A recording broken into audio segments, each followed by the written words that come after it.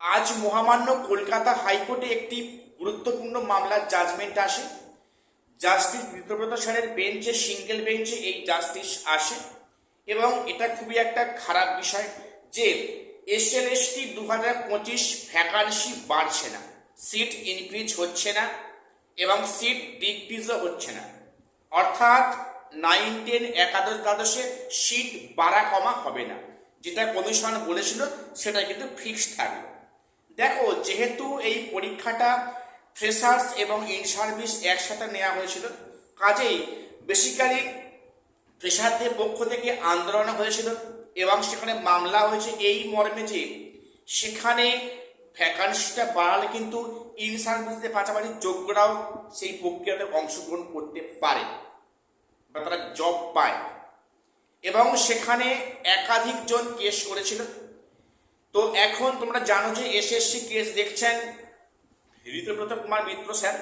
তো উনি পরিষ্কার আজকে জাজমেন্ট দেন, বেশি উনি শুনানি করেননি, জাজমেন্ট দেন যে না, এসএলএসটি 2025 ভ্যাকান্সি ইনক্রিজ করা যাবে না, এখন সে পরিস্থিতি নেই।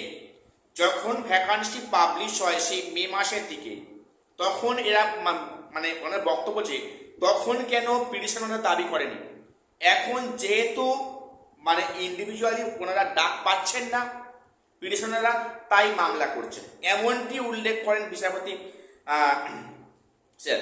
তো সেখানে ভ্যাকান্সি যেটা আমরা আশা করেছিলাম যে ভ্যাকান্সিতে কিছু বাড়বে এবং সেখানে ফ্রেশাররা আমাদের জব পাবে, আমরা এটা আশা করছিলাম যে শেষ মুহূর্তে ভ্যাকান্সি বাড়বে। কারণ যেহেতু সেখানে ইন সার্ভিস অনেকে ওয়েটিংয়ে অনেক মানে পিছনে আছে, দূরে আছে, তাদের চাকরি দেওয়ার ক্ষেত্রে বদ্ধপরিকর এই কমিশন বা সরকার।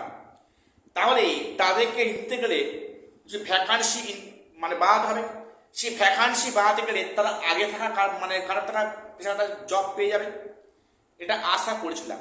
কিন্তু না, সে আশাও কিন্তু জল ঢালা হয়ে গেল। অর্থাৎ যে ইন সার্ভিসদের যেটুকু আশা ছিল তাও কিন্তু আমরা হারাচ্ছি, এটাই বাস্তব কথা। অর্থাৎ এই মুহূর্তে যা খবর, ভ্যাকান্সি আপাতত বাড়ছে না এবং সে বিষয়ে সরকার কোনো উদ্যোগী হয়নি। এবং সেখানে সরকার এই মুহূর্তে বলতে হবে যে ভ্যাকান্সি বাড়ালে কোর্টের নিষেধ আছে, একটা মানে অস্ত্র পেয়ে গেল হাতে, ক্লু পেয়ে গেল সরকার বা কমিশন।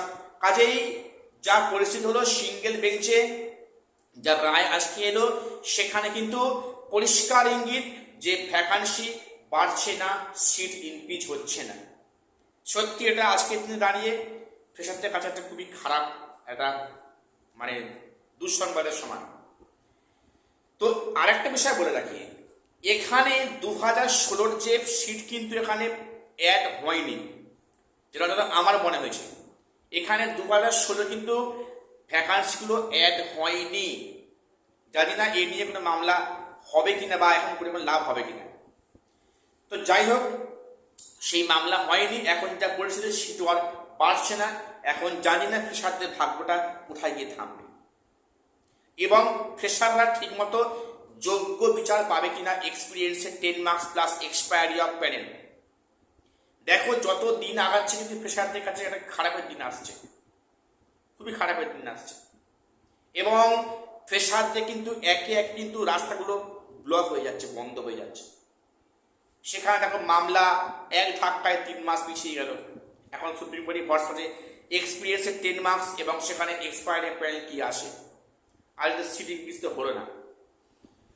তো কিছু বলার নেই, এটুকুই আপডেট ছিল তোমাদের সামনে দেওয়ার মতো। তো দেখা হচ্ছে পরে কোনো ভিডিওতে।